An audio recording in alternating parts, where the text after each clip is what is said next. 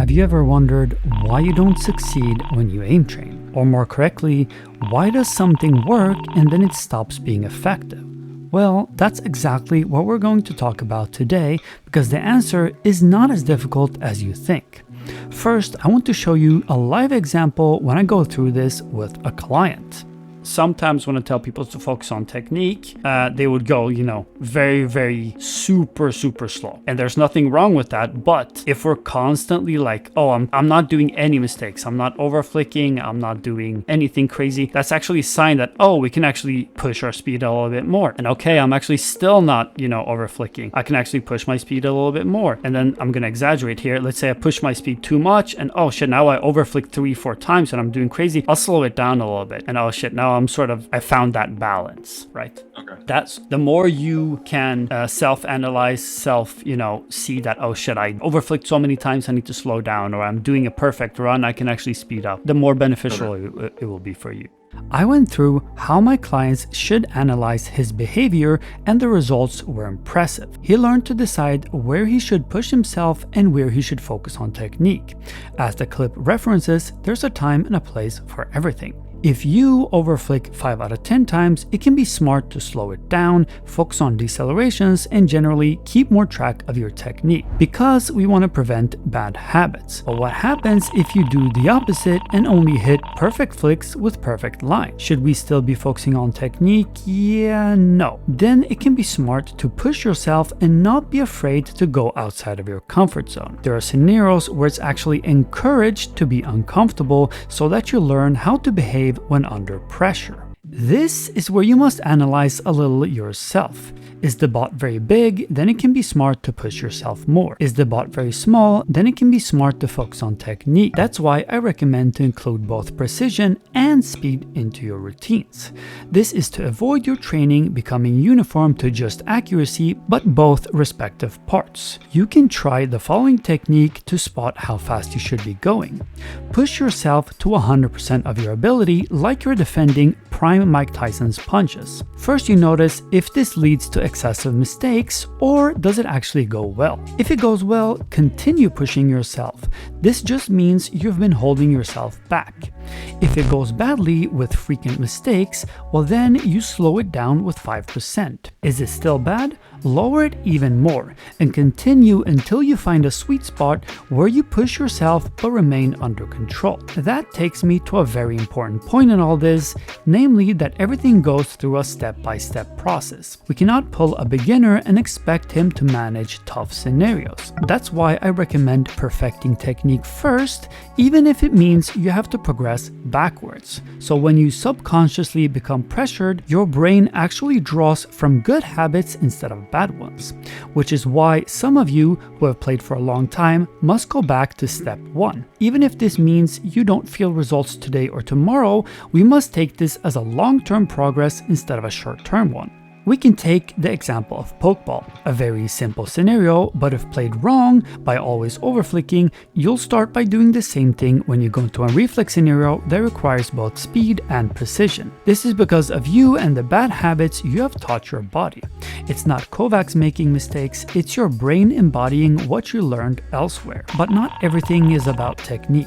Training is simply a reaction of your habits that come out when you're forced to rely on raw reactions, which in games happen frequently. Okay, but how do we build up an ability to handle this pressure? Well, it's all about structure. If your goal is to manage killing a target at 600 milliseconds, then maybe it's smart to start with a bigger bot that has 1000 milliseconds. Take 1 week, get used to 1000, understand how one should react, and slowly go down to 900, 800, and then 600 milliseconds. Congrats, you've now trained your brain into handling a problem step by step instead of jumping to the hardest scenario and creating bad habits. Sometimes even you pro gamers must work backwards. It is the same steps with tracking. You play a reactive scenario and feel shit. I shake like hell and overflick when the bot changes directions. Well, then you should slow down. Make it as easy as it has to be until that goes away, and slowly, with weeks of time, increase that difficulty. We can't be jumping to the last or even middle step if it's causing you problems. The answer does not lie in if you get a good accuracy or percentile, but how you respond to the bot's movement and which habits you are choosing to build. Always avoid sloppy gameplay. Some scenarios may feel easy but aren't. It's your fault for not noticing your shakes inside of the bot or how often you click the absolute edges.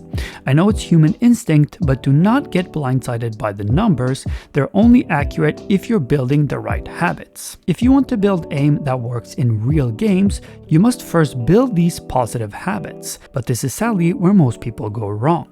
They keep themselves only to a specific type, easy or hard scenarios, effectively limiting themselves by not drawing from other techniques. Some drag the difficulty level to 100 and build bad habits, and others are afraid to push themselves. The truth lies in between. If you choose to play 10 easy scenarios, it can be smart to drag 2 and 3 that push you. It's up to you yourself to find a balance where you're laying right outside of your comfort zone.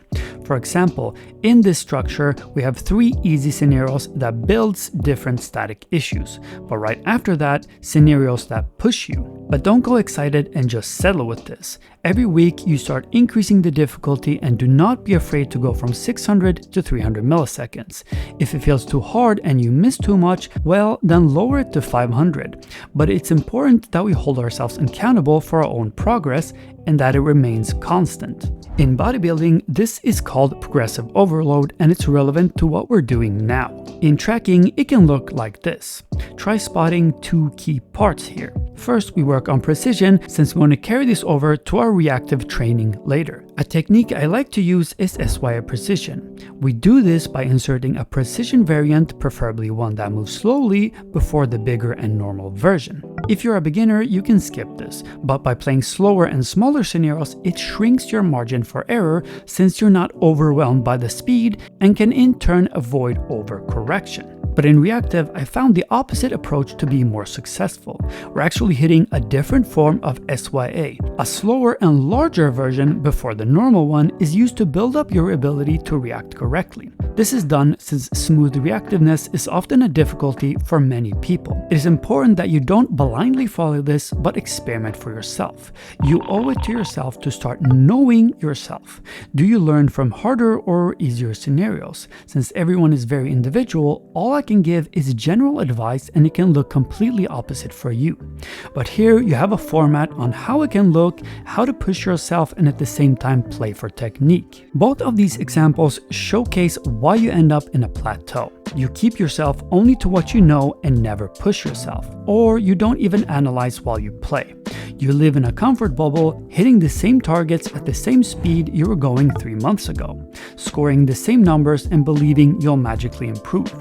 Not everything gets better with time. Those who progress faster than others are often those who analyze themselves. Without this, you just throw away precious time. So use conscious effort, progressive overload, and harder scenarios, and do not be afraid to take a step back or forward depending on your situation. If you're a beginner, stick to the easier versions and come back to this video when you're in a plateau. What we talked about today is the #1 struggle for most people. Not sensitivity, not routine, it's learning to challenge yourself in the right way. Do that and suddenly all those hours in the trainer stop being empty grinding and start becoming real progress.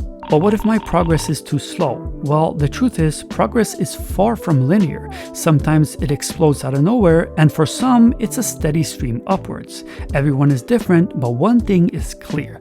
We improve at a fraction's pace. Under no circumstance is there a field where you hop in and short-term feel like a god. It's a long-term game, not a short-term one. If that doesn't stick with you, remember, if all your aim trading suddenly vanished today, you'd start to feel just how far you progressed. The person who succeeds and the person who doesn't is about knowledge and determination.